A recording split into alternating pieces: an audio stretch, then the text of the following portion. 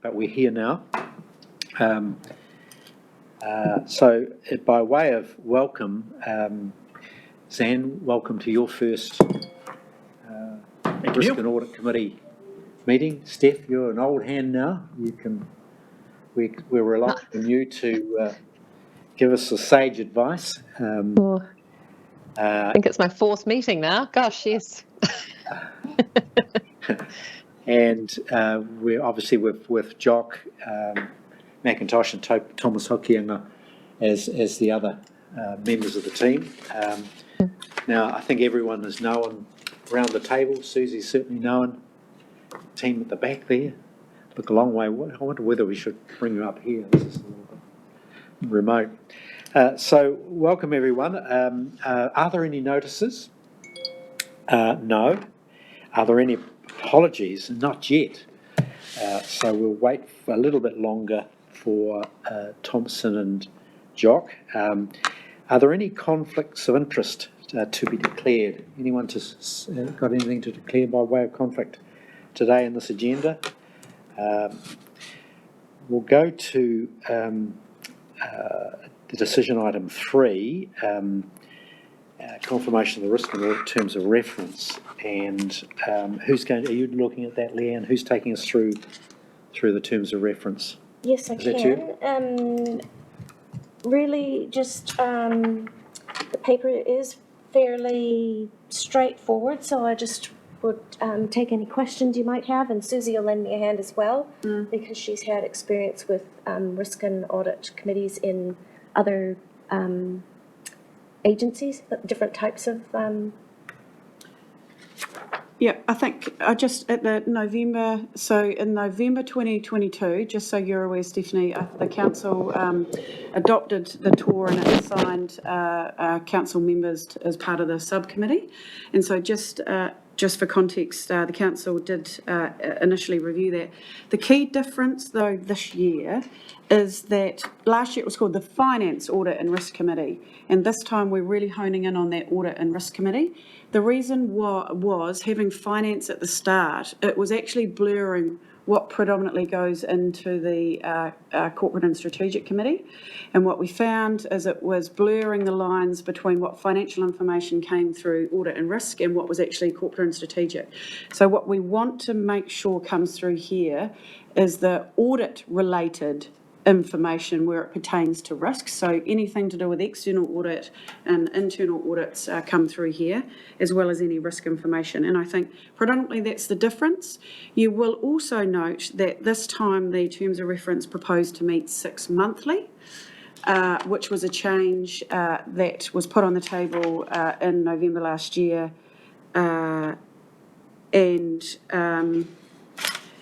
So 6 monthly, and that were the main differences, if I'm honest. Well, that's good. I'm pleased that you're wanting to be honest about that. Steph, have you got a view on anything in the terms of reference? But before you do comment, the major significance, which is not really appearing in the terms of reference, is the Risk and Audit Committee being a subcommittee of council rather than corporate and strategic, and the rationale for that being papers can go to corporate and strategic for debate at that level, but equally there are others that could go directly to council and not really need to have that interim step. For example, an annual report may not need to go to corporate and strategic. It could go directly to council from here because it's not of the decision-making nature. It's a merely reporting function. So that's that one change is important. But I see in the purpose that we've got the purpose of the Risk and Audit Committee. So purpose, the first paragraph there recommends the response and changes to the Corporate and Strategic Committee. So I wonder whether, in fact, we need to just change that, changes to council so substitute our Corporate and Strategic Committee to council, reflecting that change as it being a subcommittee of council. Do you follow that logic?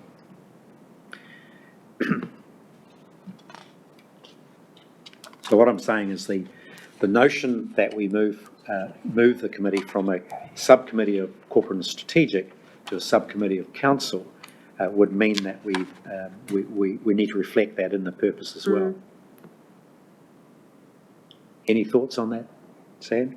Thank you, Chair. Look, I know this has been discussed previously. I can't actually recall where we landed on it. I think my memory does line up with yours, but I'm just not 100% sure on that. So just wonder whether we can just take that away. I think you got it right, but let's just make sure that is right. Don't have too many people around the table here today to confirm my memory. There's just a couple of things that I want to say. One is that, just talking about the scope of this committee, the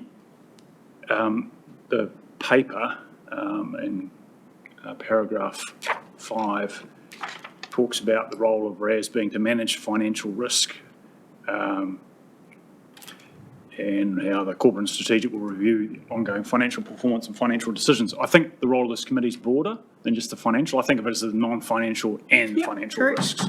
So I think, and I think that the terms of reference cover that pretty well. I think reading it with post Gabrielle eyes, you may decide that it doesn't highlight sufficiently the non-financial risk side of the thing. I'm not suggesting we need to change it. I think that the role of this committee will be fully around those non-financial risks as well, probably an equal split. So I think we're all agreed that there's both financial and non-financial. And I just noticed, and I went back to our full council meeting minutes for November the 16th last year, just that every other, I came into this meeting understanding that I'm the deputy for this committee, and the terms of reference don't pick that up, but all of the other terms of references do record a deputy position. So if we are making that change around the reporting lines for this committee, we could just pick up that deputy position as well. Thank you. Steph, can you help, please? Thanks. I agree, Sam, with your point around the financial risk, non-financial risk. That's something that struck me as well as I was reading through the paper and then on looking at the terms of reference. I took it as broader, but on first glance I thought, hang on, we are broader than this, aren't we? So whether that needs rectifying in the minutes or what, I'm not sure. In terms of the splitting out of the responsibilities and being clear about where those responsibilities fall against one committee and another, I agree it's important to make sure that there's not a double up either in responsibility, because you need to know where those boundaries lie, particularly given the subject matter that's involved, and also because we don't want double up for the staff and everybody else. We want it to be as efficient as possible. So I have no issue there insofar as it's no longer a subcommittee of the corporate and strategic, and that those delineations are made clearer. Where my concern does lie, however, is only having the meetings twice yearly, and perhaps council members don't have the same concern because you guys are in the building more than I am.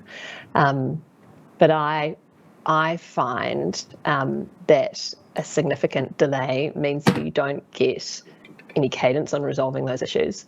And I'm personally struggle to think, I think we're 9 months since the last meeting, so that certainly is a big gap. But a 6 month gap between meetings on these sorts of issues, and this is a big meaty pack. There's a lot of issues that we are going to be discussing and wrapping our head around, and I was finding I was having to go back to reports from prior meetings to track through how things have progressed. We only had limited time to actually do that for this meeting. I think I mean, my illness aside, I think really we've only had 3 working days to review this data in the pack. If you want to get some value from this process and have an opportunity to engage with the materials properly and work through these issues diligently and robustly, and be able to escalate things through to the council promptly, I'm not sure that having a 6-month delay between meetings is going to achieve those things. Steph, have you got, are you suggesting quarterly or Yeah, I would be comfortable with quarterly quarterly? at the least, because I just think you don't get that continuity across. Yeah, I agree with you, and I think from our perspective, we have the benefit of both council meetings and corporate strategic meetings, plus others, so that we are, if you like, the opportunities are greater, but from a if you like, stepping back and putting, if you like, a risk and audit hat on, you're potentially correct in my mind. Have you got a view, Susie, around that? If it makes sense, Stephanie, if I'm honest, around your independent oversight and ability to provide feedback and timely feedback. So, and given the state of non-financial risk, completely understand that potentially post-cyclone we do adopt a quarterly. Okay. All right. So, any views, Zan? Have you got a view on how often we should meet? Yeah, look, I'm very grateful, Stephanie, that you brought that up. I wasn't brave enough to as a newbie in this, but with my previous financial and risk background, I think it's a really good decision, particularly in the context of the non-financial risks, to go to quarterly. I'm very happy with that proposition. Doc? Yeah, I agree, especially in the context of what we're grappling with at the moment. Sure. All right. I wonder whether we make a change. Mr. Chair, I must admit, forgive me, first meeting and an interim Chief Executive Officer, but I just wanted to pass on. I was somewhat surprised when I saw the structure, the reporting lines of this committee, and I struggled to wrap my head around it. But hearing your discussion, I'd just like to absolutely support. I'd also suggest that, if I might, that saying quarterly is one thing, but quarterly timed to feed into a council meeting is actually vital. And so you want to look at your timing so that it's you report directly to council, which is the standard. You have, with all due respect, as the advice of the Auditor General, is an independent chair, and you really need that as a council. And that your timing of your reporting from those meetings is that they report into council meetings in sufficient time. So you need an agenda that's prepared a good couple of weeks before, and you need a meeting that can occur so that that advice can look at the reports of the other committees and feed into your council meeting. It's interesting that my experience of my councils, both Bay of Plenty and ECAN, is both moved to that model, and both moved to the council receiving the advice from the independent chair at the council meeting, and often that chair was available to answer any queries or questions that the councillors might have, as the councillor then adopted the work from its other committees and looked at the risks associated with that. And I think that is now, as I understand it, the Auditor General's advice. And of course, the Auditor General always gives nice advice, but he never actually means advice. I haven't met you, Stephanie, I do apologise, but I'm just interested. And I would suggest to, if I might be right, but I'm picking at least 8 or 9 councils, regional councils now follow that model. Thanks, Bill. I hadn't realised this was coming up, Mr. Chairman. I thought it was going to be a subject I could leave until I left. We're left with a bit of a conundrum around those reporting lines, because Yeah, so The just, paper itself suggests a report directly to council, but that may not be the case from our last discussion. yeah, so in the November meeting last year, it was proposed that that it did report directly to council, although it was subsequently moved by yourself, Neil, actually, that it was a subcommittee of the Corporate and Strategic. It's a long time ago. Yeah, so I think what we're saying here is, can we actually can this committee change that to put a motion forward, these guys to report directly to council? Recommend it, I would have thought. We can do. Surely the committee were, given that you were asking for a review of your circumstances, if you like, the way you operate, you would request that council investigate the matter and determine it with urgency for the new year, 30th of June. I know plenty of people who can provide you with a quick report as councillors, not to this committee. So in terms of any potential changes here, Susie, we've got the purpose as maybe I have to backtrack on that and just leave it as the corporate and strategic. Correct. But it actually, the paper itself references going directly to council, but so what we could do is leave those terms of reference as they are, but then go to the recommendations, receives and considers the confirmation of risk and audit terms of reference staff report, and recommends an urgent review of the terms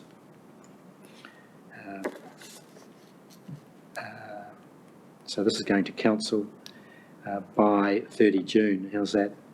Is that any good? Something like that?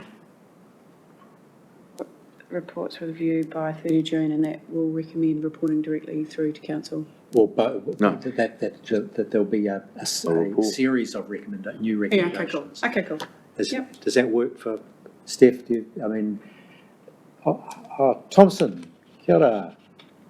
Nice to see you. Can you hear us? He's muted, but that's... Hey, kia ora. Welcome. No, So that gives us an opportunity to make a number of changes, including, Steph, that timing thing.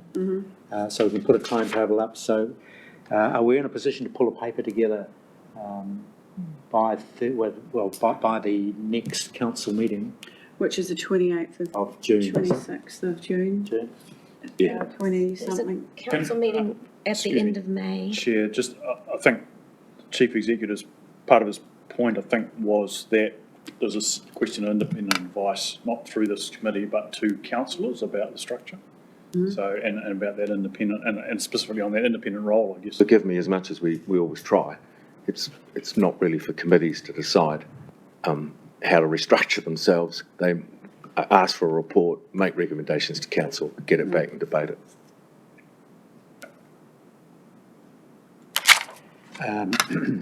So we can do that by council I believe meeting. so.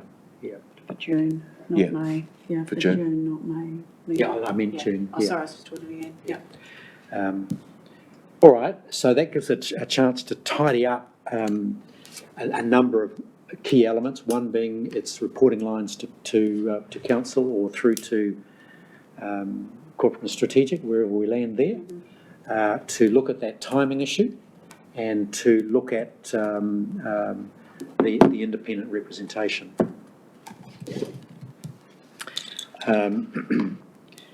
All right, that's pretty clear. Just on the way through, though, at 1.2, I'm suggesting that the review, the council's, we call revenue expenditure policies, that I'm suggesting make that broader to accounting policy. And at 2.9, it's got review whether council management has a current and comprehensive risk management framework. A pretty clumsy statement. I'm suggesting that we delete review whether and put ensure council delete management, ensure council has a current and comprehensive risk management framework.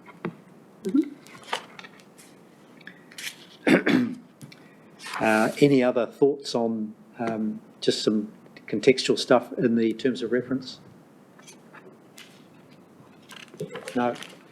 Well, we've got those recommendations with that slight amendment to 1, which is and recommends an urgent review of the terms by council meeting, the June council meeting, June 2023.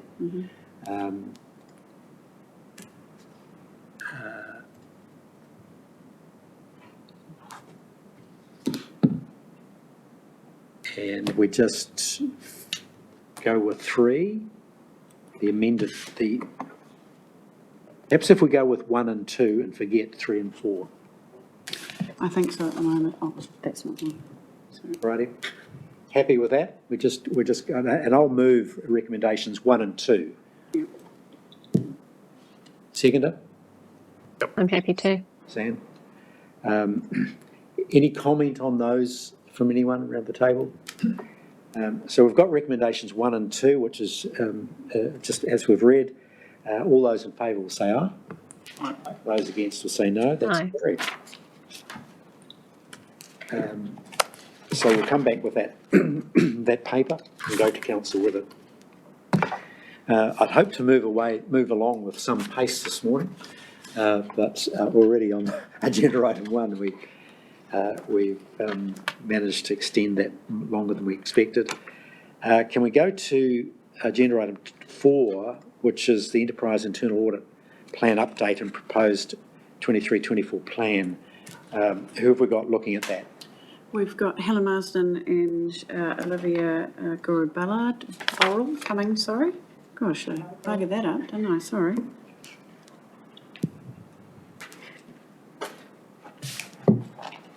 So, for new members, on the phone. Helen is our Senior Manager for Risk in the business, and Olivia is our Manager for Quality Assurance QMS. Sorry, and I might have the title slightly wrong, but these two represent our risk department in the council. Thanks, Susie. Good morning. I'd like to introduce the paper, the Enterprise Internal Audit Plan Update and the proposed 23-24 plan. I'm taking it as read and would like to welcome any questions.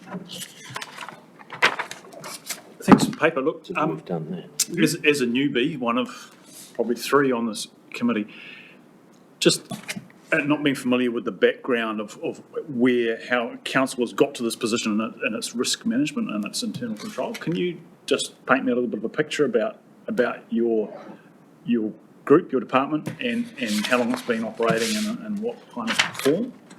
Yeah, sure.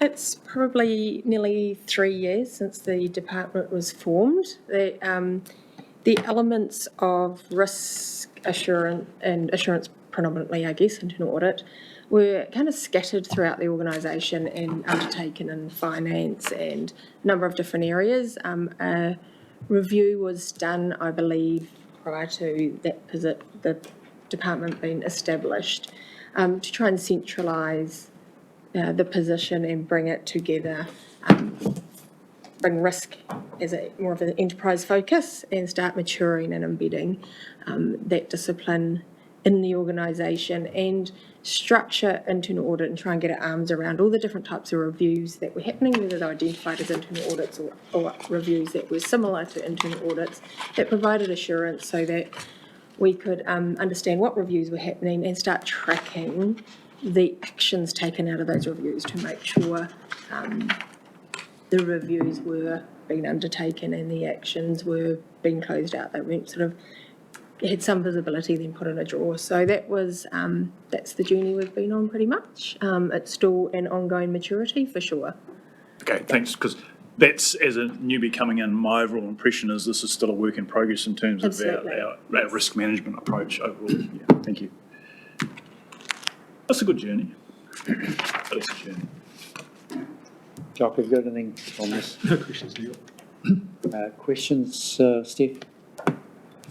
Yeah, I have one, and hopefully I'm slotting this into the right section, because as I say, I've gone back through prior meeting notes to refer back to what we were discussing at the last meeting in August. I would have expected to see the HR house or the health and safety audit in here. Where's that gone? My question as well. Can we have an answer on that, please? The health and safety report. Would you like me to? Yes, please. please. Yes, so they have done an internal review and an internal gap analysis using internal resources. There is an action plan that they are putting together right now. I haven't had personal visibility of that action plan. And my understanding is that, and in the risk report it says TBD because of the timing of the risk report. Unfortunately, that meeting occurred sort of the day the papers went through.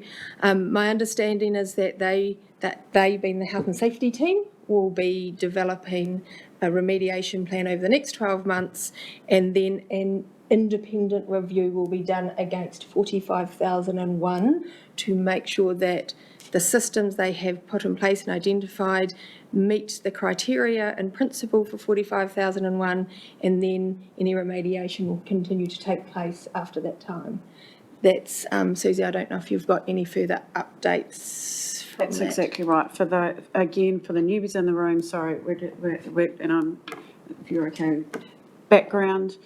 Previously, this organisation had the health and safety framework under the old ACC Workplace Safe guidelines. They had changed a number of years ago, and I can't remember exactly when. However, so our standards and what we applied hadn't quite caught up to the new ISO 45,000 standard that had been recommended. So the team have been working on the gap analysis, putting in place what needs to be done, and that will be independently audited by presumably an external auditor later in October 2023, is what has been proposed. So I'm. Steph, please. Yeah, but I just remain confused on that, though, because I thought we, endorsed it or approved it or required it or whatever we did in that last meeting. So how does that work if something's expected to happen at this level, and the health and safety team goes away and decides that that's not going to happen?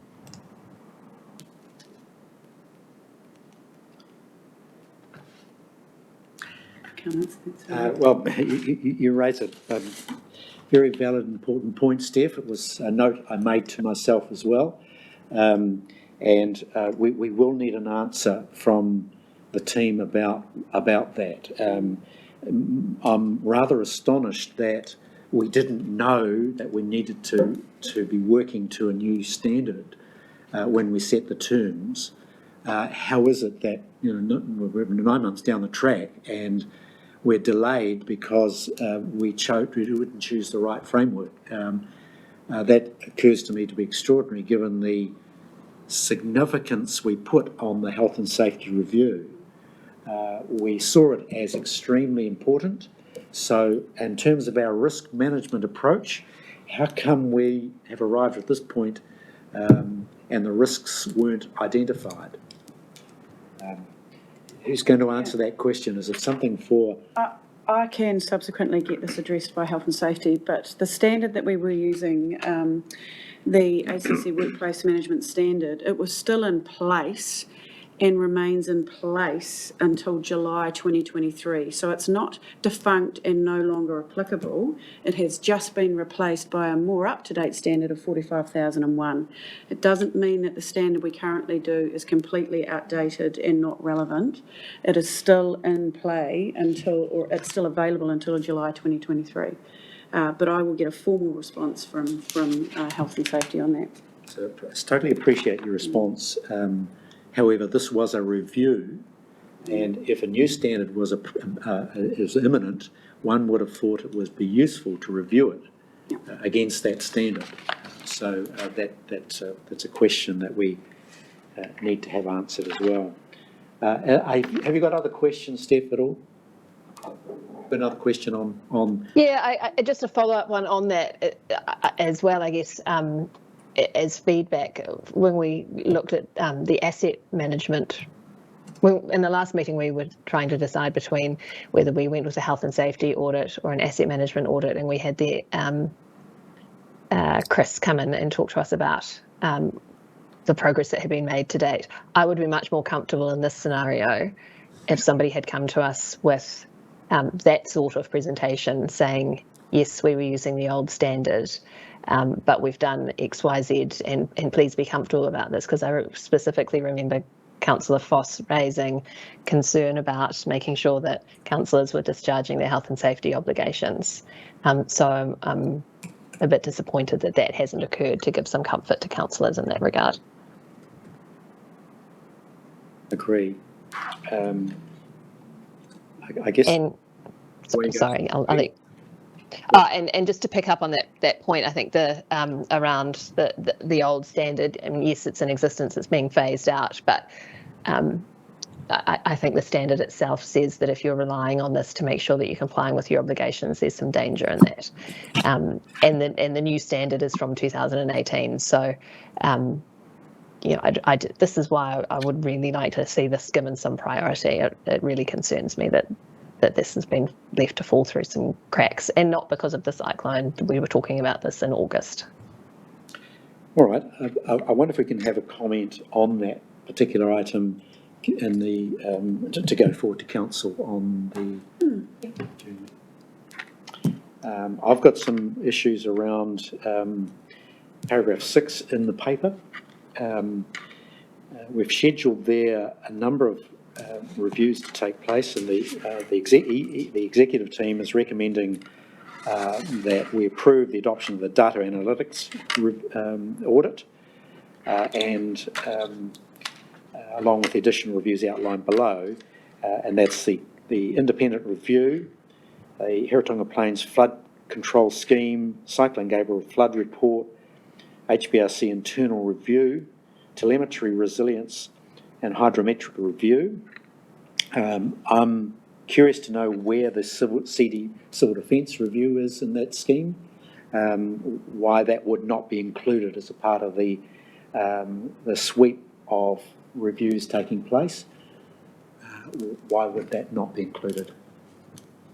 I would expect a review of CEDM to come back to this committee for as part of our function, and then to be considered along with other reviews. Well, a CDM review, Mr Chairman, is a regional function and is independent. You would expect their review, once completed, to come back to all parties involved in CDM, including this organisation. Therefore, our responsibilities under it should be on that list.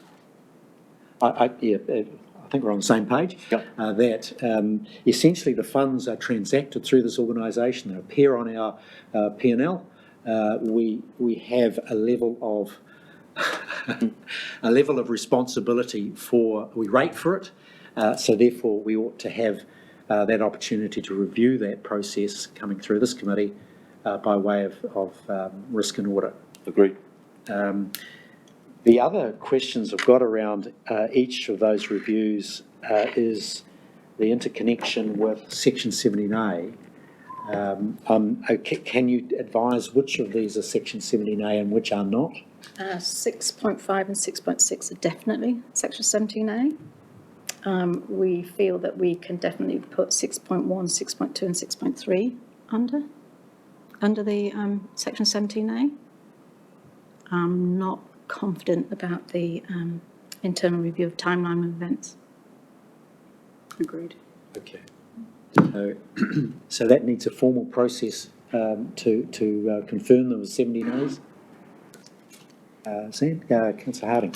Yeah, thank you, Chair. Look, again, as a newbie, it would be helpful to have an explanation about the ramifications of 17A. I have read 17A, but I don't know what it means in practical purposes and what, from a risk management point of view, whether that's an asset, a liability, or just a hurdle, you know, an issue of compliance. It's not, it shouldn't be regarded as a hurdle. It's that a council undertakes a regular check of its functions to assure itself that it is choosing the most efficient and effective means by which those are delivered. Yep. It was actually put in originally to steer people towards serious consideration of collaboration or using external agencies and not necessarily holding it in-house. It's nevertheless remained somewhat weakened, but it is a useful check that is there any other method by which this function might be delivered, and in order to check that and assure the council that you've thought about that. So that's clearly an extension of this. Is this functioning? So the basic audit question is this functioning as it was intended? To take it next. The Is there a activity is better working. way? Yeah, thank you. My question, similarly around 17A, is what triggers it in the normal course of events versus in this situation? Is there a provision around what would we, of those reviews, which ones would have occurred in any event outside a cyclone scenario? So can I just add, sorry Chair, going through these processes, what we do on an annual basis is this plan will come through the Audit and Risk Committee. It will also go through the Executive Leadership Team, and we will tag or assign or propose the appropriate review to meet Section 17A reviews, just to make sure that that we execute across various years, various reviews. So had these not been proposed, we would, as an ELT, come and propose a separate review that would meet that, or propose a change to a business-led review to ensure that we expand the scope to meet Section 17A. Is that? Yep, okay. Could I just add that actually 6.5 and 6.6 would be an activity that we would do Section 17As on? It would come up on a regular basis. Okay. All right. Are there any other questions around this, Councillor Harden? Thank you, Chair. Just trying to get my head around an audit of an independent review and an audit of a review. So we've got functionals. 2 and 6.2, 6.3, 6.4 are not described as reviews. 6.5 and 6.6 are a review. So that suggests a level of inquiry as dependent on the scope of the review, right? In terms of reference of that review. And then we have an independent review. So I'm struggling. So the more independent and thorough the review, the more I'm struggling to understand what the audit function is in that. So it seems to me that we've got different kinds of activities that which we're intending to audit, as well as, and I would have expected, particularly in the most obvious example is an independent review. What is the benefit of auditing an independent review? Is that an effective, useful thing to do? And at what point do you do it? Do you do it before the information is considered for the review, or after the review? I mean, after the review, what is the point of auditing the results of an independent review? I just don't understand that.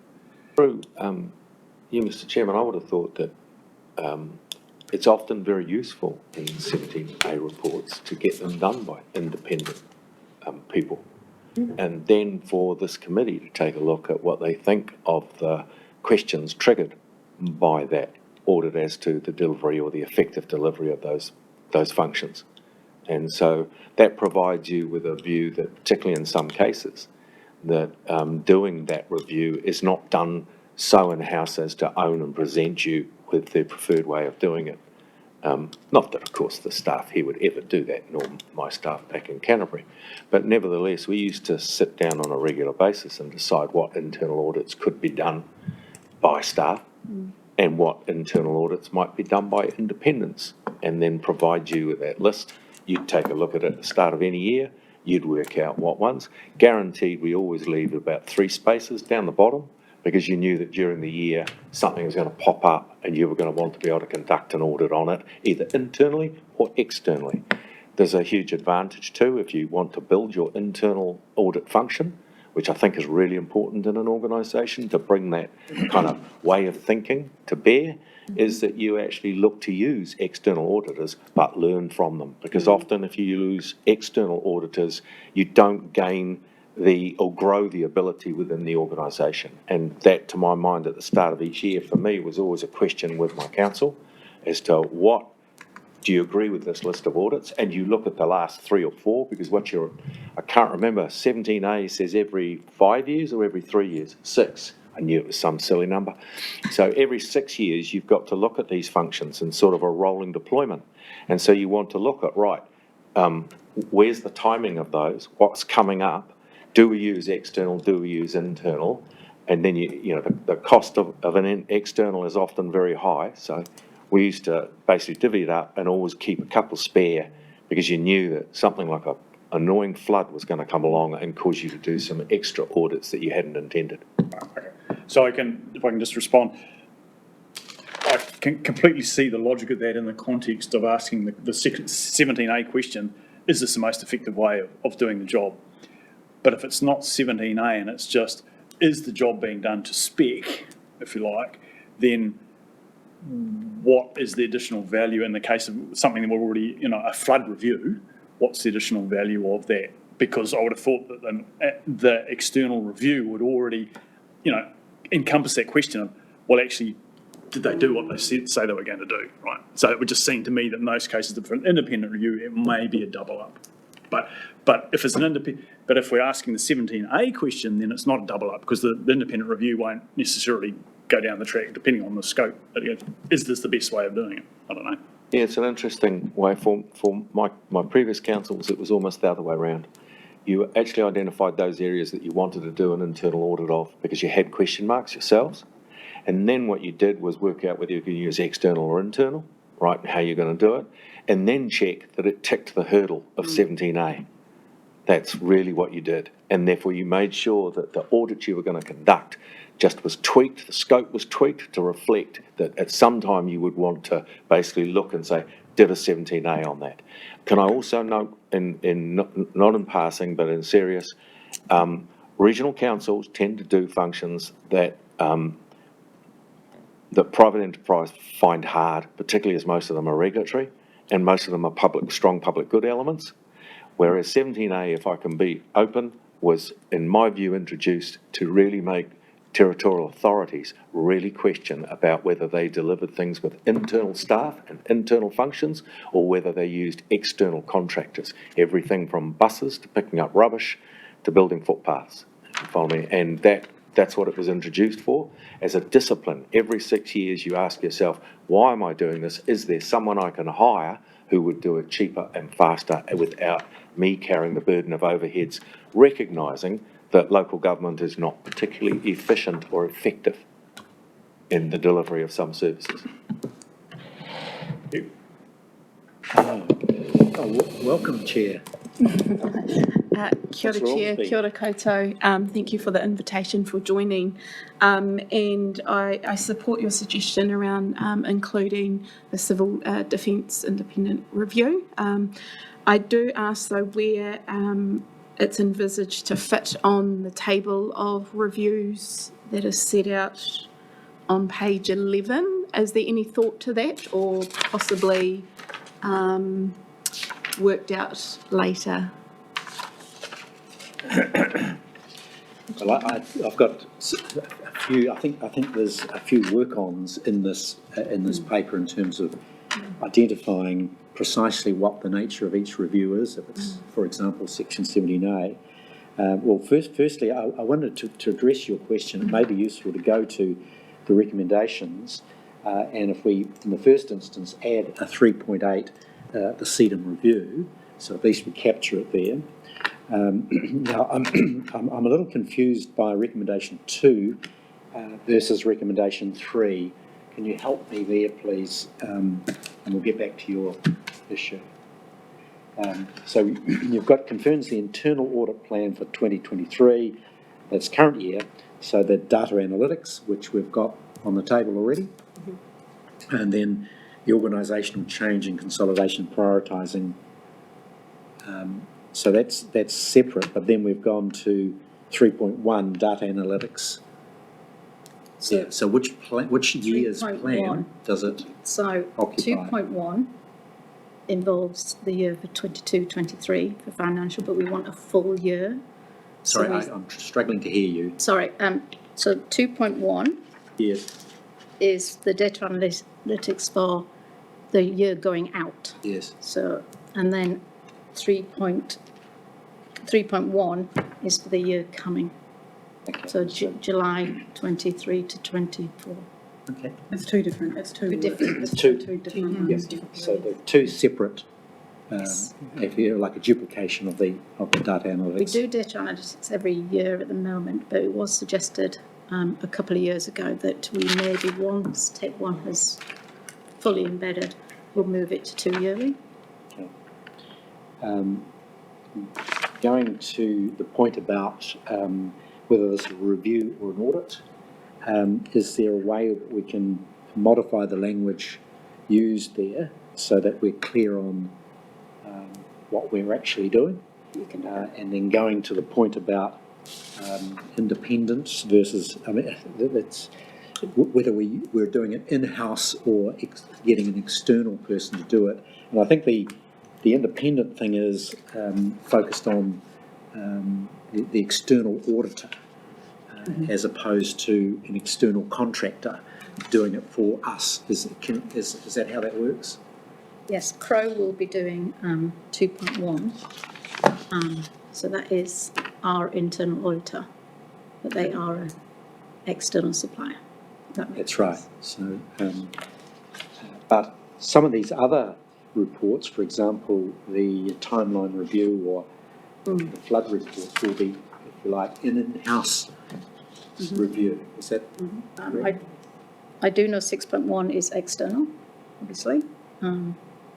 6.2 and I think 6.3 is also possibly going external.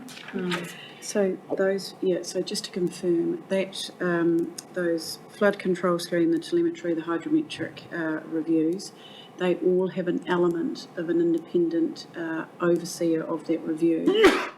We have spoken about them a number of other places, but they are predominantly through Ian Maxwell's team, Sure. and will have an independent eye over the top of them. Okay. Sorry, where you Chair, go. maybe, this might be getting to the root of my confusion. So what's being proposed here and included in the audit program is not actually an additional piece of work. It's just recognising that they credit. We're basically getting an audit credit for this piece of work, okay, which is, right, okay, quite different to an additional piece of audit work being done on these reports. I think, before when you were talking, actually, I did think, are we on the same wavelength? So there isn't an audit over the top of an independent review. Right, thank we you. are using these reviews as ticking a box Yes. for audit purposes. Right, okay. So to capture all of this, can we have some work done on each of those reviews? And I'm suggesting a spreadsheet which captures the elements, describes what they are, whether they include the Section 17A, whether they are independently audited or run. So we go back, if you go back to 9.11, it says there the purpose of the committee is responsibility for the independence and adequacy of the internal and external audit functions. So from when I look at this, I don't know whether it is or not. So if we can have clarity on that, break those down, I'd suggest that attached or appended to that are the known terms of reference for each of the reviews, the people undertaking them, independent, dependent, internal, etc. So we've got a very clear picture of what we're intending to do.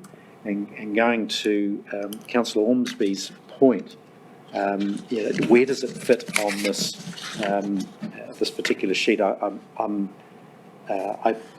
struggled with the risk titles there, whether we're mixing up our risk assessments with an auditing function.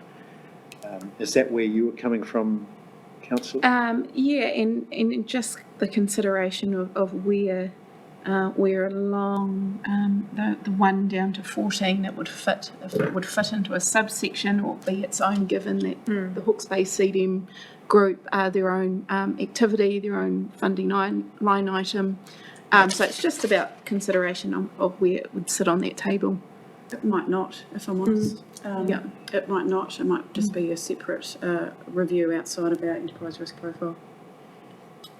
We're diving into a risk profile which will come up later. Yeah, no, that sits on the one. Oh, sorry, I think that's what you're talking about. But you make a great point, because I think we needed to have had, and it's sort of vaguely captured at Title 11, Risk 11, where it's got health and safety and wellbeing and public safety. I think we've got some terrible confusion going on with that title. And in fact, we ought to have public safety as its own standalone risk. And we'll just possibly discuss that later. So we've got the recommendations 1 to 3 there with those additions, but there's quite a lot of work to come back to accompany the report going to council on that. That's fine. That's all right. So we've got a mover for recommendations 1, 2 and 3 with the additions that we've talked about. I'll move. Thank you, Councillor Harding. Councillor McIntosh. Any comments from anyone on the next step, what's going to happen there? I'll move all those in favour of receiving those, of making those recommendations will say aye. Aye. Those against will say no. Gosh, I'm just aware of making heavy ground of this. It was intended to be over quickly. So we're going through till, when we're having morning tea at 10:30? At about 10:15.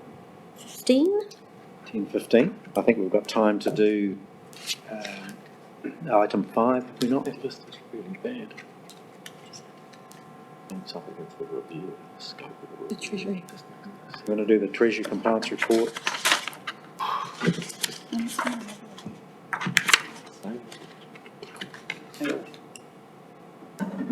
Are you placed? Oh, Treasury, sorry. Welcome, Jess, to the table.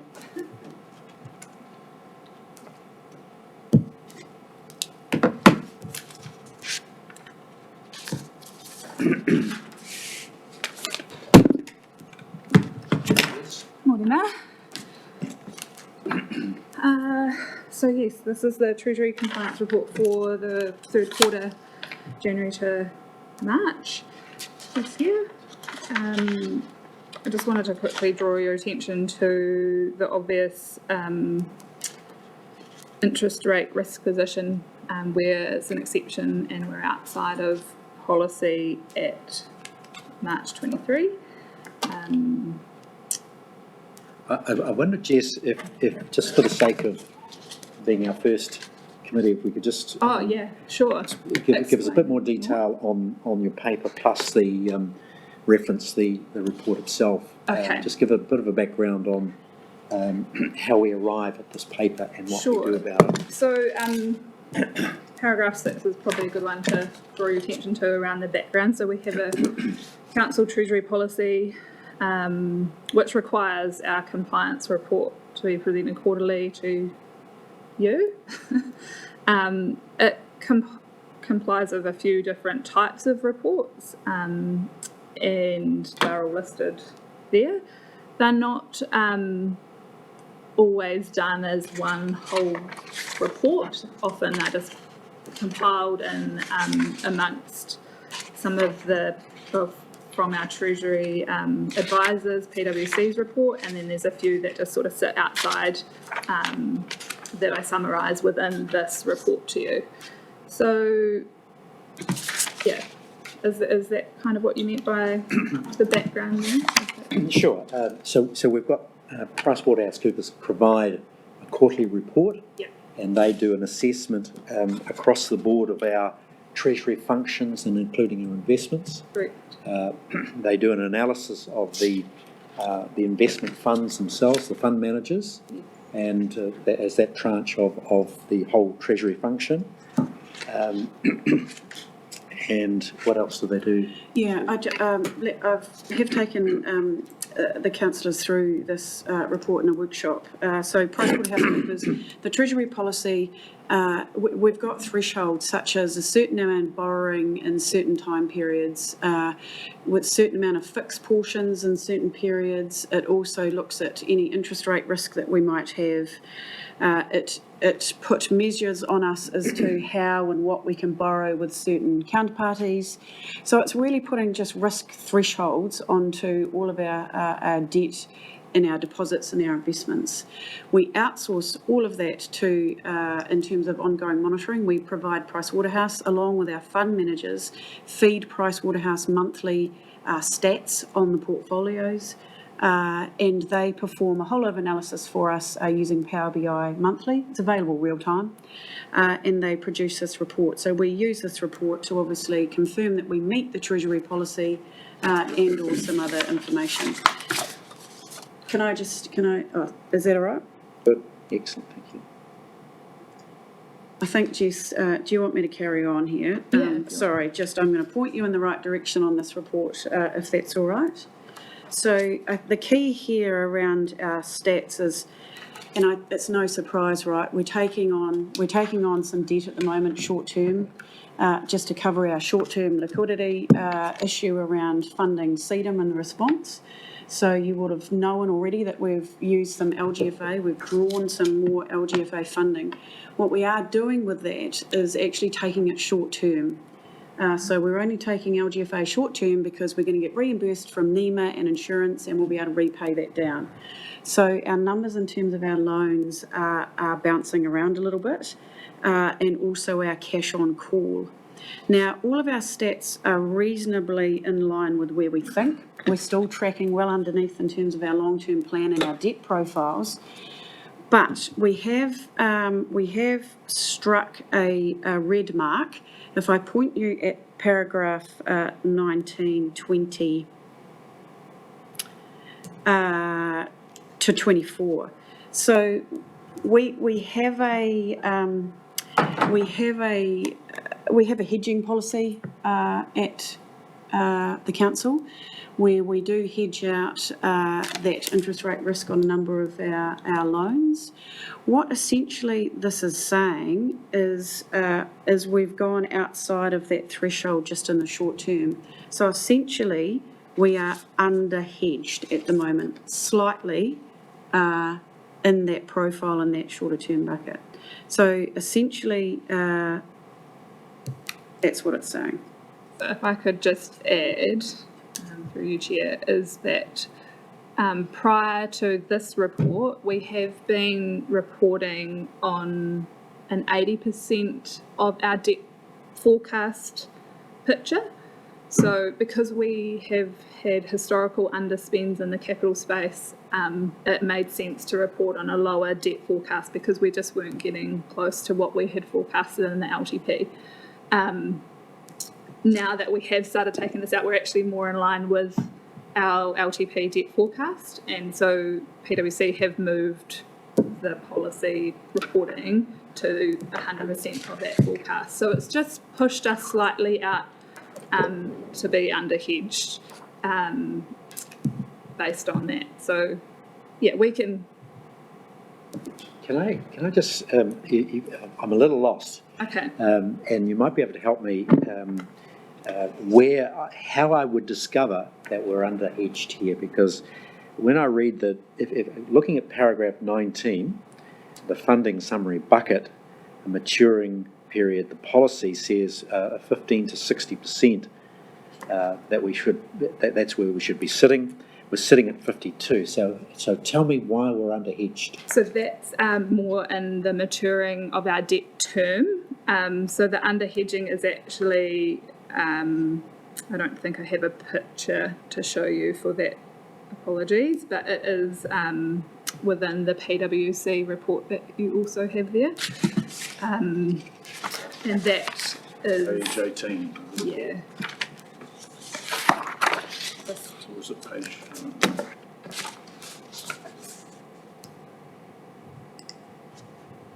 Got that under separate cover, I take it? Yep. Yeah. So under there, it just page essentially 19. says in terms of our interest rate position, that we've just dropped under that bucket in the top there. Yeah, 0 to 12 and 12 to 24 months. We're 37%, whereas our minimum required is 40%. I see. Yep. So we're borrowing more short, unhedged. At the moment, yes. Until we can confirm what that long-term debt Yep. forecast looks like, because we don't want to go and over-hedge Yeah. without knowing that position more clearly. And just to clarify, that's actual borrowings or borrowings plus the overdraft facility limit? That is actual borrow. Right, thank you.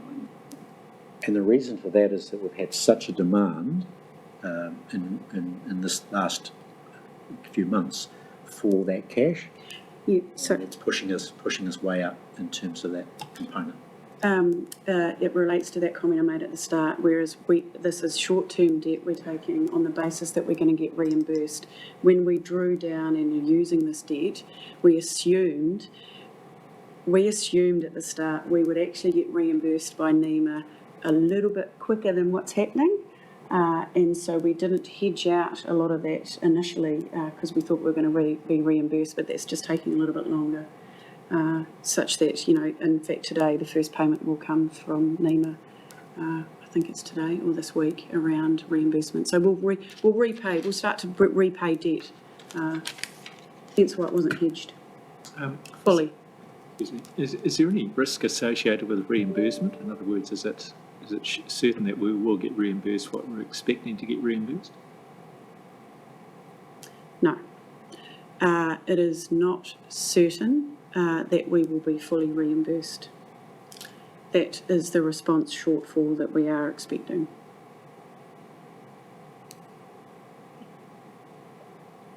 Chair, I was just wondering if I could ask about the mechanics of the decision-making processes or the policy process that has to be followed to transact new interest rate swaps. So it appears to me on the surface it looks like maybe quite an unwieldy policy environment to be operating in before you can, so there may be some hurdles. For example, the new debt, so we need to formalise a new debt, what's the word, projection? Forecast, yeah. Forecast, in order to do that. So you may, as a Treasury person, be sitting there going, markets moving, can't do anything, there is that. But you can just explain to me what processes, if any, stop us. Because on the surface of things, it almost looks like we know that we're going to hit our LTP forecast, debt forecast, and we know that we're carrying an interest rate burden that we could relieve and then we could come back into compliance by just transacting a swap. Why don't we just do it now? So because we don't know that essentially what that portion of short-term debt is going to be on a longer term. So at the moment it just says, yes, our balances are kind of tracking with the LTP forecast, but that LTP forecast is based on large capital spends that are spread over a period of time. So this is a bit different. We can't confirm what that sort of short-term borrowing actually is. Once we can kind of start to firm that up with more certainty, we can hedge the position more appropriately. But I'm worried that if we just went and did it based on the balance now, we are going to end up in a position where we're over-hedged in our interest rate risk. Okay. So you think your professional judgment is that we're handling it appropriately and the policy's not getting in the way of sensible interest rate risk management? Correct, and I think that we are working really hard to try and firm up what that long-term forecast is, but as you can imagine, there's lots of variables. Yeah, okay, so I'm confident that if there were some policy barriers there, you would let us know and we'd fix them. And I think we're going to hit a few more discussions like that, if I'm completely honest, over the next period of sort of getting close to some of those limits, and there'll be various reasons why, but we'll obviously keep a close eye on that and report back as required. Fantastic. Anything from you, Stephanie or Thompson? No, thanks for all the detail. That makes sense to me. I did have one further question in the report, page 18 of what we assume is a Price Waterhouse report, but it always, I find it fascinating that they never put their name to it, or at least the bit that we get to it. Maybe we're missing the front page, but they don't normally miss the opportunity to promote their brand. But It's this is a interesting. brandless report, which I find fascinating. It's super interesting you've just raised that, because we have to date included this report along with the paper in the front. At the last meeting, Pricewaterhouse raised concerns with us that they hadn't appreciated this was going as a public document, and had requested and subsequently have removed a few statements and looking at ways in which they can now change that report to put it into a public. So there has been some change in branding that you've picked up without probably realising behind the scenes what was happening. So, yeah. I can allude to that a little bit more in terms of it's mostly around the analysis, in-depth analysis around the investment funds there, because it's slightly sensitive because you're looking at different fund managers' portfolios. So I think they would it was more of a management report that they wanted submitted in that aspect, so that's not in the forum. Yeah. Thank you. Very interesting. Look, but my direct question was temporary facility increase for BNZ facility from 5 to 10. I had it in my head that it was 10 anyway, but I'm just wondering on the mechanics of that and who gets to decide these things.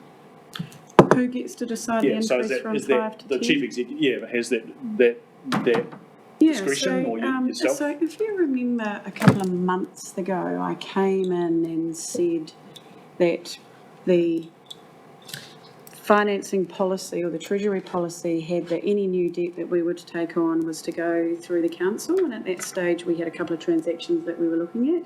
And then I asked for that delegation to be made to the CEO going forward as long as we remained within the LTP. So that would have come through at the time or in various places. In particular for that overdraft, that's mainly a liquidity facility to make sure that we're actually in line with our Treasury I get what it's doing. I just policies. couldn't recall whether the last time we had the discussion it was about utilisation or whether it was actually an increased facility. Yeah, obviously it was. Thank you. So just on that note, on liquidity, we're at 8.79 cash, and our requirement is minimum 7.56. So we're well within liquidity.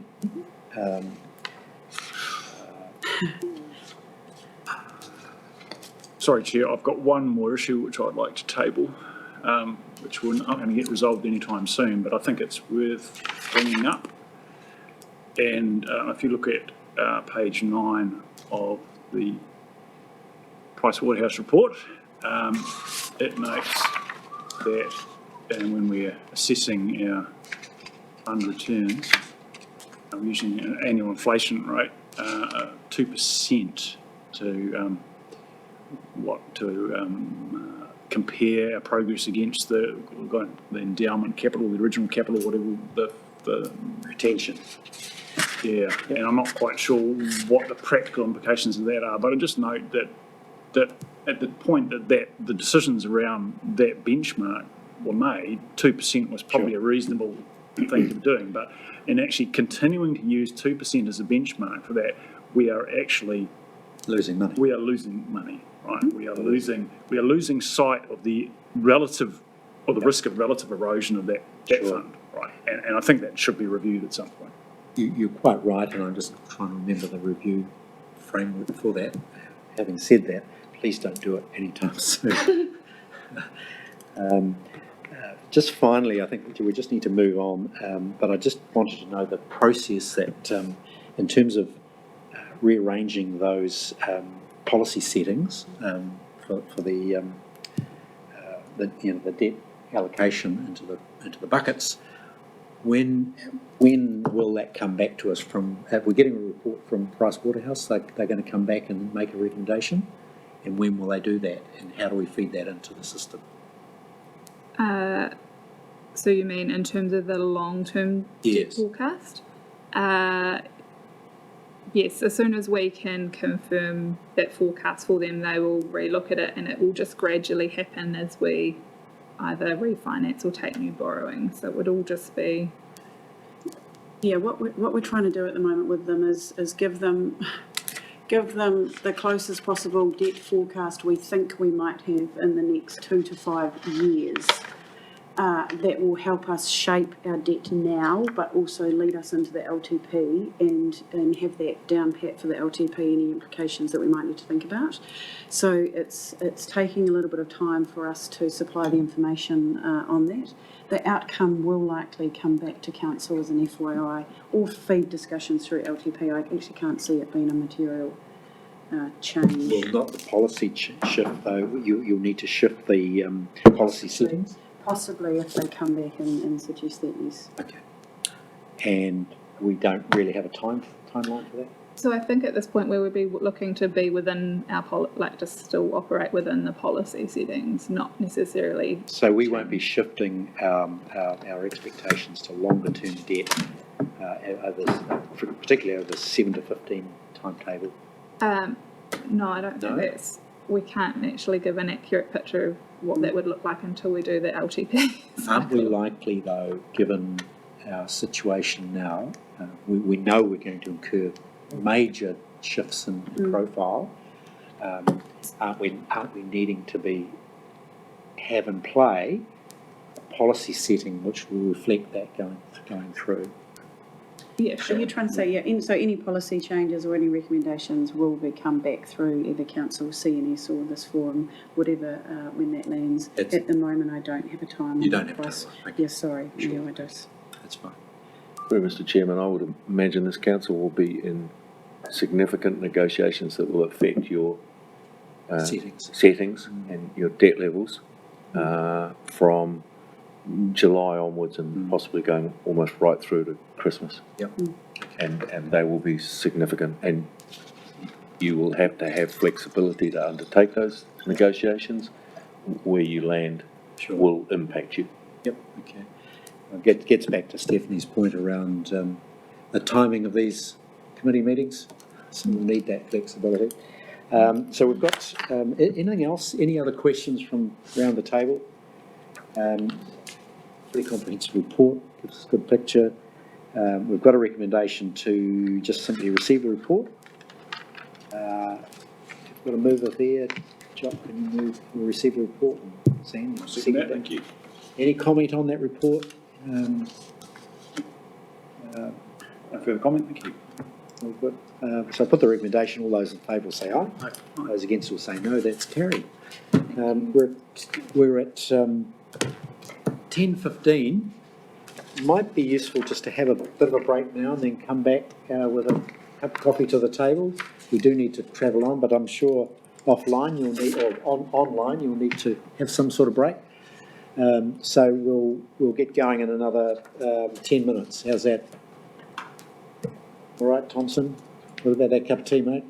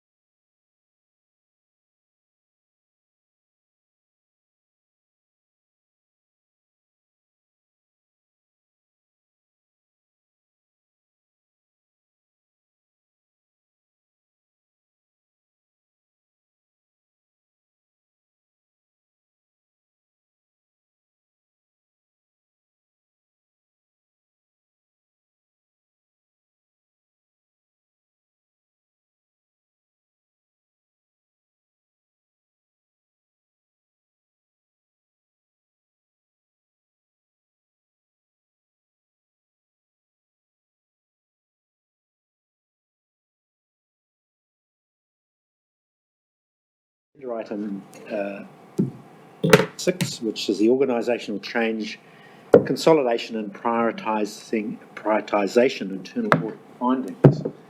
Who's going to lead us through this? I'll get Helen and Olivia to come up and talk to us.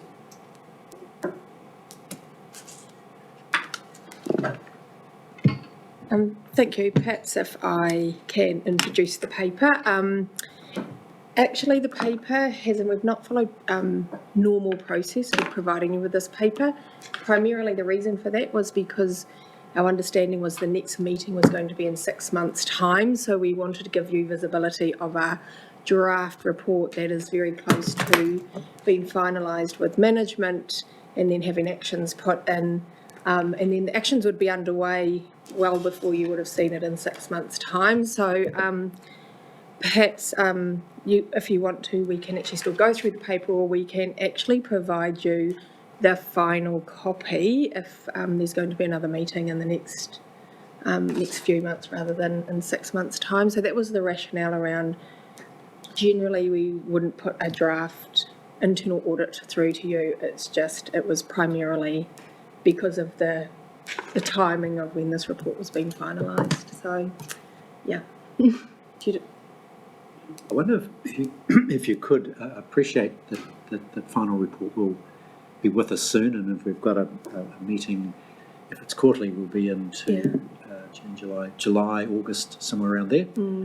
So we'll come back there, but to just give committee members a heads up as to the background for this, the impetus to look at our project management and review how it is, and where have we landed. So can you give us a bit of a snapshot of what the intent is here?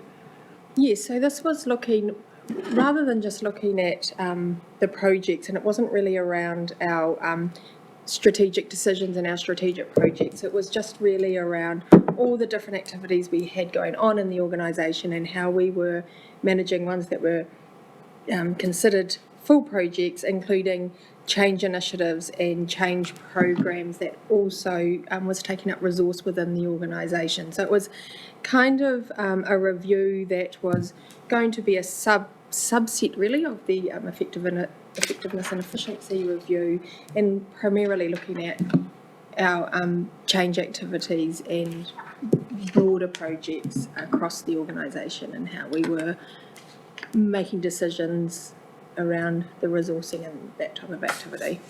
Just checking we were optimising the tools that we had available. Okay.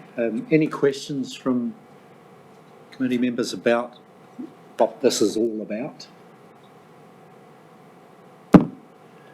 No questions, Chair, but just thanks to staff for pointing out the slightly peculiar nature of of what we're being asked to do as governors, and that was the main point I wanted to raise about the paper.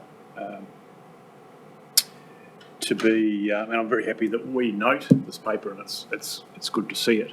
But I did look at the recommendations, and as soon as I started reading the recommendations, going, well, it's impossible for us to form too much of a judgment on that if it hasn't actually gone through VLT, haven't had a chance to land on their opinions on it. So I think we can just, I'm happy with the process that's going on. I'm happy that in 3 months' time, or whenever it is, we'll see a report that's gone through VLT, and we can support or otherwise the recommendations that come through from that. But at the moment, I'm happy. We'll be happy in due course to move that we note the paper. Thank you. That's good. Pleased to Jock. No, nothing to add. Stephanie or Thompson? No. But the comment I would make is we'd had dedicated resource for project management. Where is it? Project management and change management, or there was, I think there's a project management office, isn't yes, there? there is a project management office. That was to assist across the organisation, yes. People doing projects to yes. Have a good template to work with, a bit of discipline around it, and some measures to do it. So how has that gone where are we today with that office and its outputs? Yes, that office still exists. At the moment, there is a little bit of, I think, secondment of some of the resources within there, given what we have had to be responding to. And the report does note that resource is there, and that a lot of templates and methodology is in place around project management. It's just defining, I think, the report, and we'll bring that back after we've kind of taken the ELT through that and had some input from them, but that resource definitely is still there. Is there a person in play? There is a person, yes, yeah, that is dedicated to project management. There is also a resource for change management as well. I think that position might be vacant at the moment, but... Is that part, or is it considered to be under the project management office per se? Or They are the change person sits separate, but they work very closely. Where does that change person sit? Within the people and capability team. Oh, okay. Right. Okay. So That project manager's been seconded to the regional recovery. I see. I noticed that last week.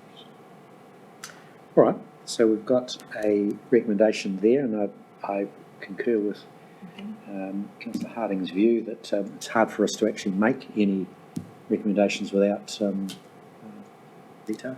So we're simply going to receive the report and await the final version. Is that what we're doing? Lovely.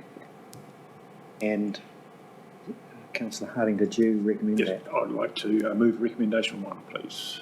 And Councillor McIntosh looks like he seconded that. Any comment from those on high? All those in favour of receiving that report will say aye. Aye. Those against would say no, and we'll move on very rapidly. Thank you. What are we doing now? Supervisors' reports.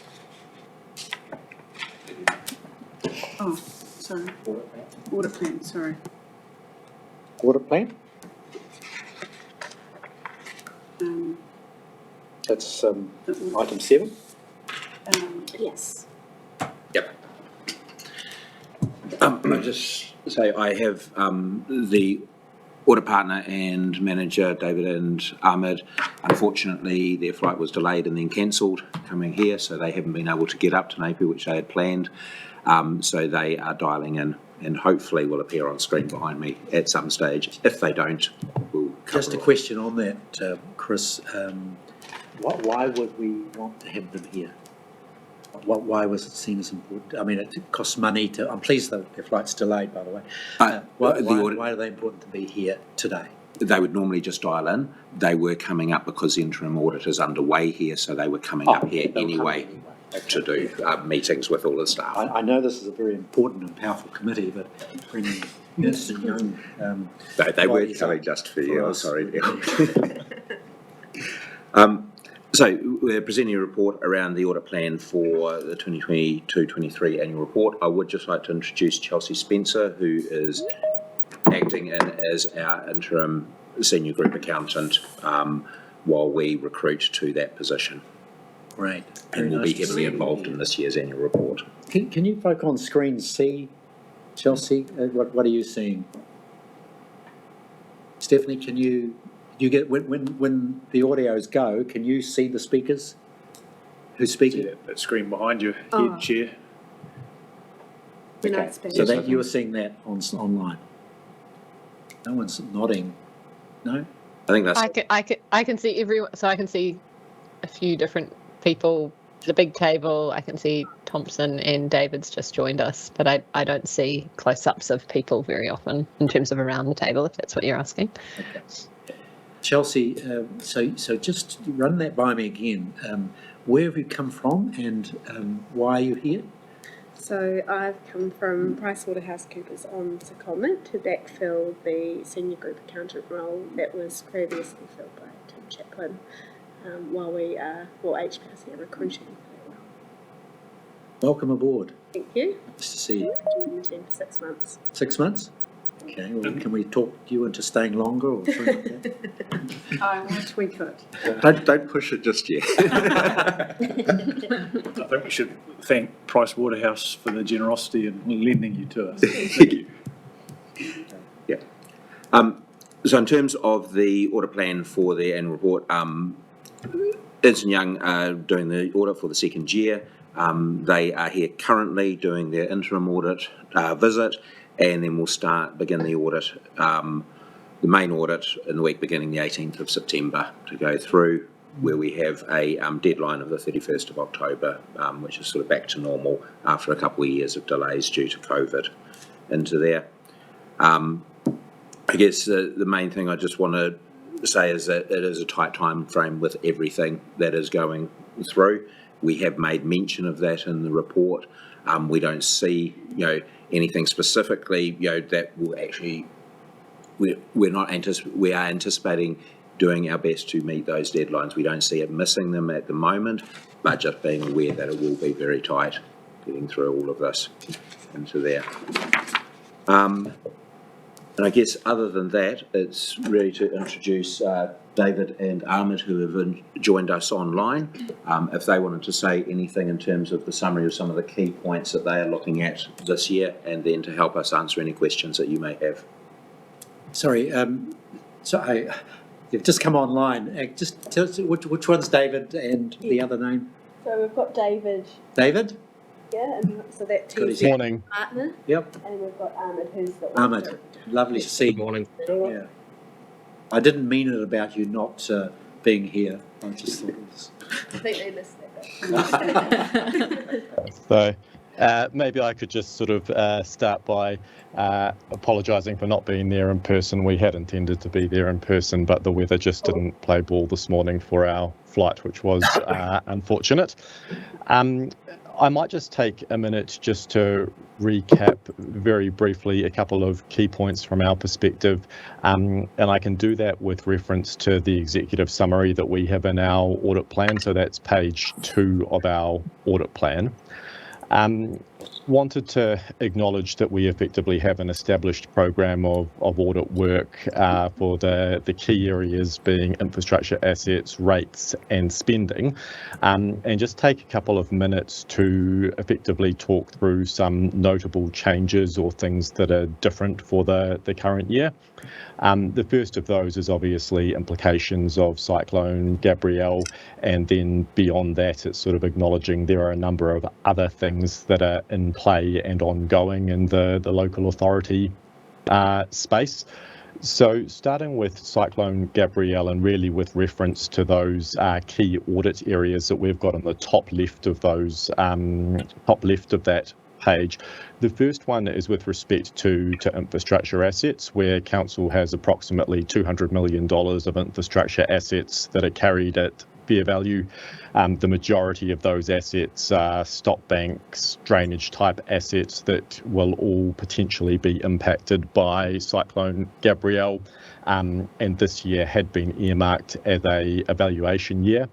I think there's two key considerations in this space. One is a practical consideration about what the valuers or council think can actually be done from a valuation perspective. If a valuation is completed, we'll assess that from our perspective in terms of auditing that valuation, but it's entirely possible a conclusion is reached that it's not practical given the circumstances to complete a valuation this year, and if that's the case, the considerations then come down to how that's articulated in both the annual report and the implications for our audit opinion as well. The second area where there are implications from Cyclone Gabrielle is probably around the funding space, and that covers a number of different funding inflows to council. It's funds that flow directly to council for their use. It's funds that council may be responsible for managing in its capacity and looking after the region as a whole, and it's also proceeds from insurers. And I think from our perspective, thinking about both financial reporting and audit, the two key things to consider in that space are for the funding that comes directly to council and the insurance proceeds. It's the timing of when that funding is recognised as revenue in council's financial statements.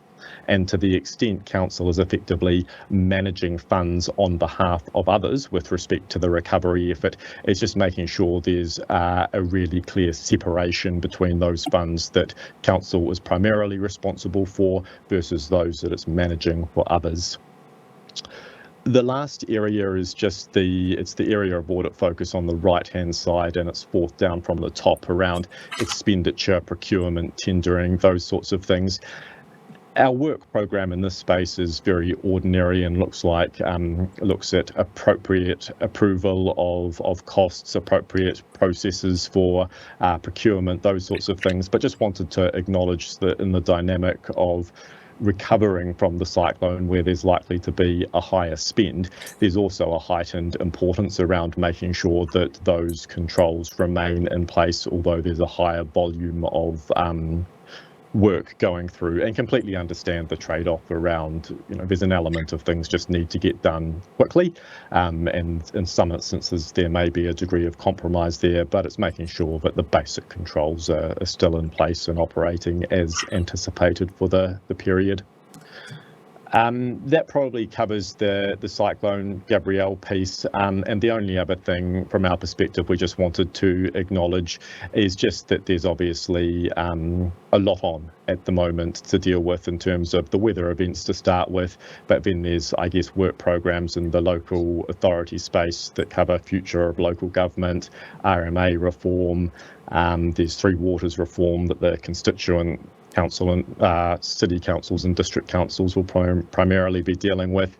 And then this is also a year when ordinarily the council would be preparing for its long-term plan as well, and understand that there's dialogue ongoing in that space as to whether or not there may be some changes to what would ordinarily happen for the long-term plan.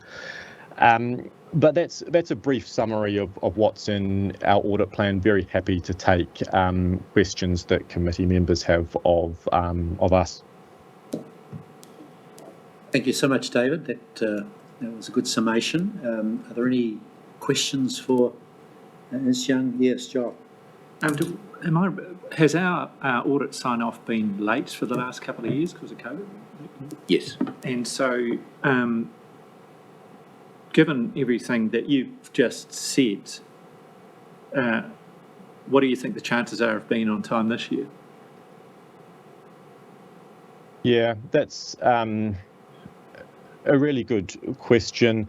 I think the first thing to acknowledge is just the piece around statutory deadline, where for the past 2 years running, you're correct that the statutory deadline has been 2 months later than it ordinarily would be, so December rather than October.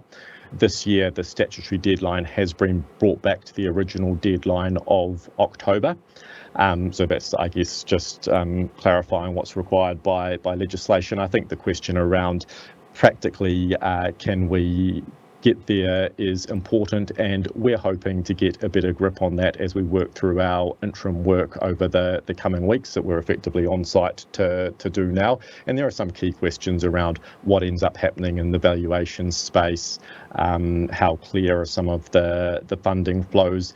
I think at the outset, the simple answer to the question is both our intention and management's intention is to adopt prior to the statutory deadline, and there are no immediate reasons why that can't happen, but completely agree that there will be things that we need to work through in the process that are time consuming that need to be resolved in order for that to happen. And so, for a follow-up question, Chair, so look, in the event that we don't make it, is that, I'm unsure of the implications, is that a public slapping on the wrist? Or?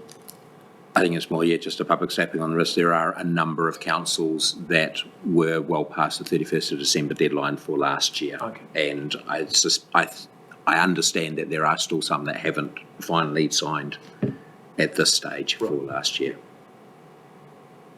And you don't hear them in the news. I think Gabrielle gives us quite a good excuses, even though it's 3 years in a row. Just knowing that our intention and our plan that we've got in there is to meet all those deadlines and have it coming to Council on the 25th of October for Council adoption. quickly go. Stephanie, did you have a question? Did I see? No? Councillor Harding, I think you might have something.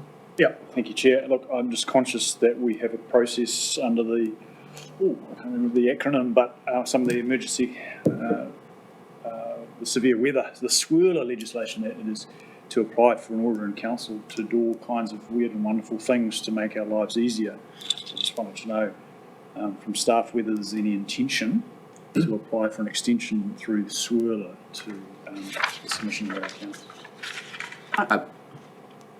There is no intention to apply for any extension.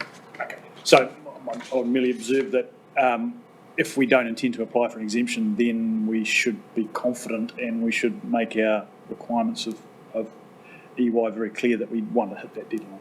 So we'll be doing everything we can. But if we can't, and I am very conscious that from the process of dealing with, particularly with payments through the cyclone and through the response and recovery has been very, very challenging, and no doubt that will be quite a lot to look at from an audit point of view. So I'm concerned that it might turn into more of a monster because of from a transactional point of view related to COVID. So if there was that concern, then I think I just prefer clarity up front about whether we are shooting for that date or whether we are actually using a mechanism to get beyond the date rather than just spilling over. Thank you. Mr. Bayfield. Through you, Mr. Chair, in most of the major events, councils have been offered exemptions, one form or another.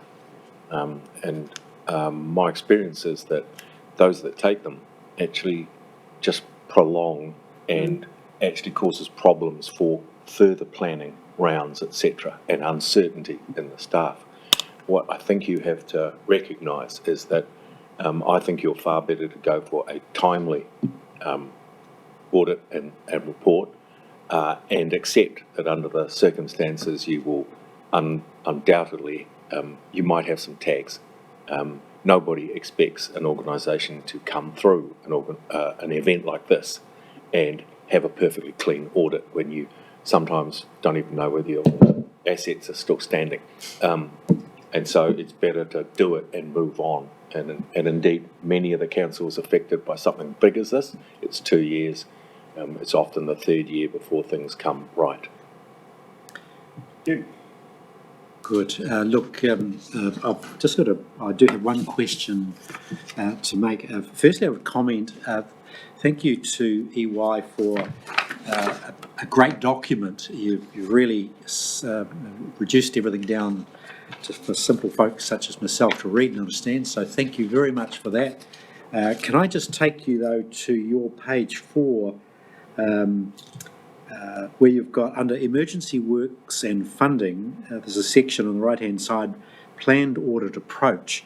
In the second bullet point, we will review impact assessment by council in regard to the impairment of core infrastructure assets.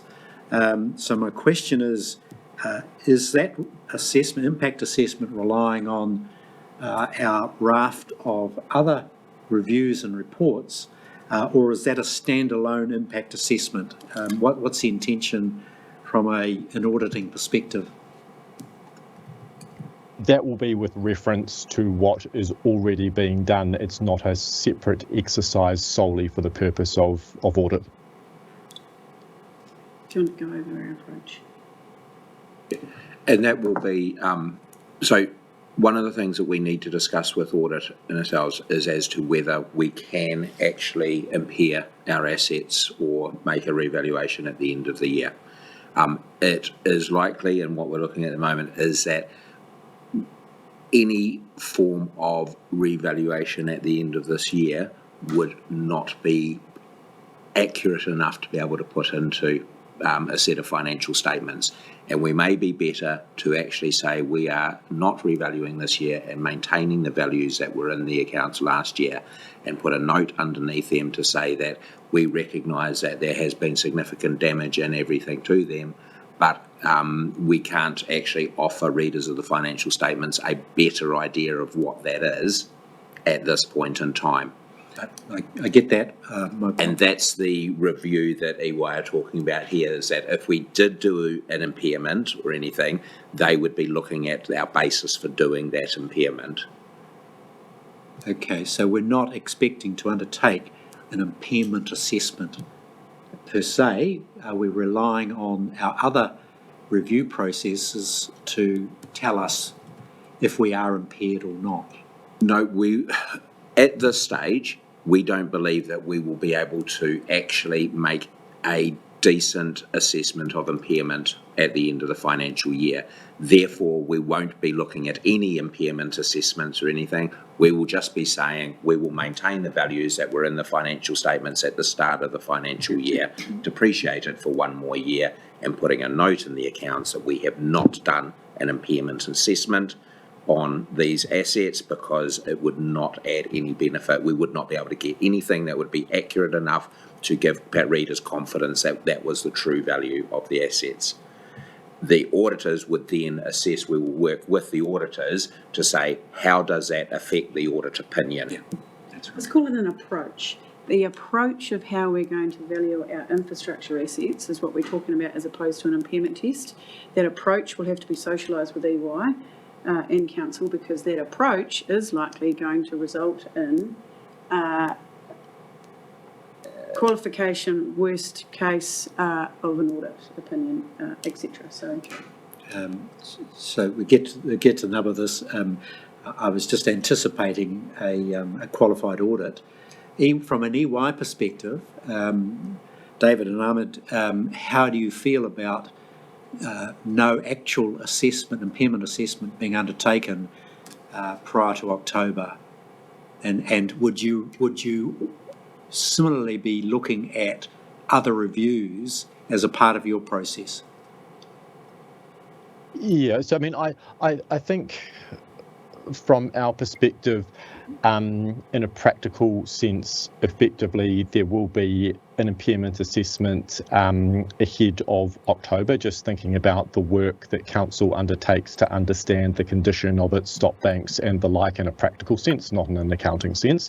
And that will indicate to council that there is likely an impairment of those assets.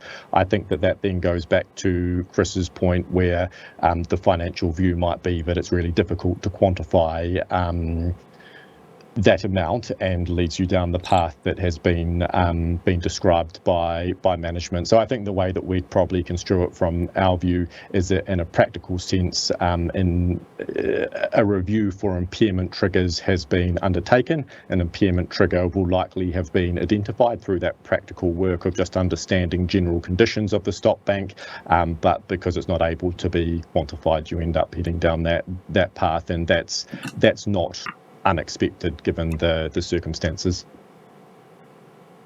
Supplementary, Mr. Chair. It's to me.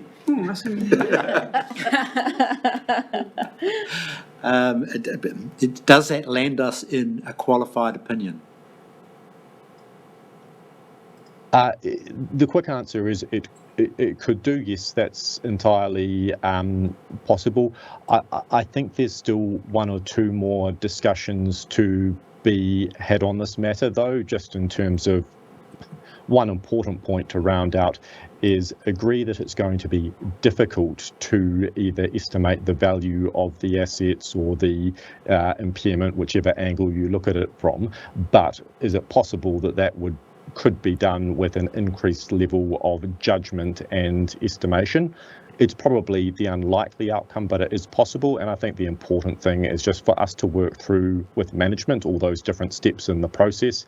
But maybe to answer your question directly, yes, it's entirely possible, but the end result of the process is a qualified audit opinion. I think, again, though, that could be expected given circumstances. Thank you.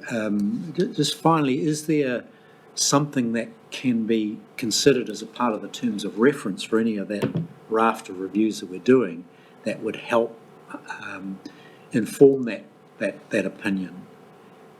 Is there something we can add into the terms of reference that would help?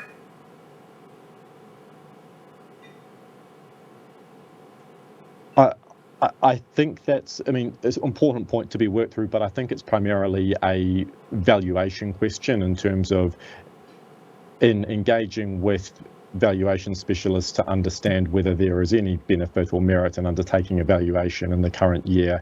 Is there a particular type of information or particular element of an assessment that might make that plausible? And if that's the case, yes, it could be included in terms of reference, but the simple answer to that question might be no when you delve into the valuation side, where they have a firm view that, look, it's not something that could be done in the current year. Thank you so much. Any other questions from around the table? Councillor Harding. Yeah, thank you, Chair. While we have EY here, just having diligently read the whole of the EY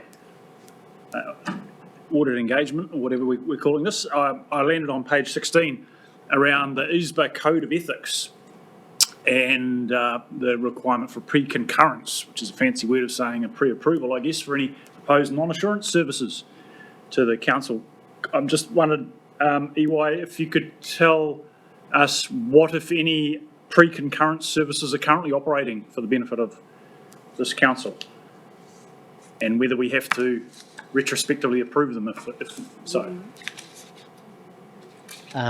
So the quick answer to the question is we provide very few services outside of the core audit, and there is one where it's effectively almost a technicality. So we do provide some agreed upon procedures in relation to a particular agreement, and technically that's not assurance work, even though the generic nature of what we're trying to do there is to provide the two parties, being the regional council and ACC, with some level of comfort or assurance. And so that one piece of work will need to be pre-approved by council, but that doesn't need to be done retrospectively. In terms of that would be done for the year ended 30 June 2023, and we typically complete that work in, say, October, November. So it's our anticipation that that work would be approved prior to us starting that work.